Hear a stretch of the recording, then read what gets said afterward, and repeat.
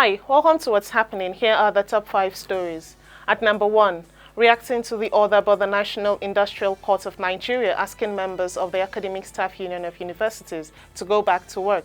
The union, in a statement signed by the Lagos Zonal Coordinator, Dr. Adelaja Odukoya, said its lawyer is filing an appeal and stay of execution of the judgment.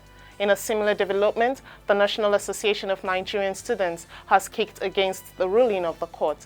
The association faulted the federal government's decision to drag ASUU to court over the strike action. The further stated that the only remedy to the strike action is for the federal government to accede to the demands of ASUU and properly fund education. At number 2, President Muhammadu Buhari, while speaking at the ongoing 77th United Nations General Assembly in New York on Wednesday, appealed to the global community to consider outright debt cancellation for countries facing severe fiscal challenges. He equally called for the need to address the burden of unsustainable external debts by a global commitment to the expansion and extension of the debt service suspension initiative to countries facing fiscal and liquidity challenges. According to the Debt Management Office, in nearly 8 years, Nigeria's debt profile has risen up to 42 trillion naira.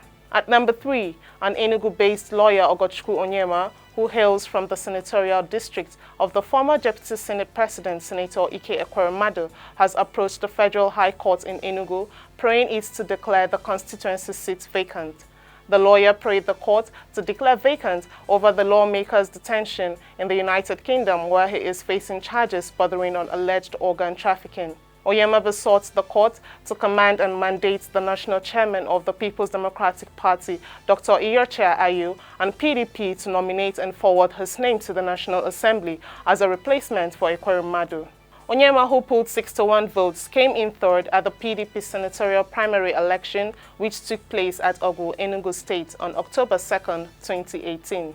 At number 4, an Abuja-based company, ENL Consortium Limited, has asked a High Court of the Federal Capital Territory in Abuja to commit Oyo State Governor Seyi Makinde and Attorney General of the state, Oyewole Oyelowo, to prison over alleged refusal to obey an order of the court.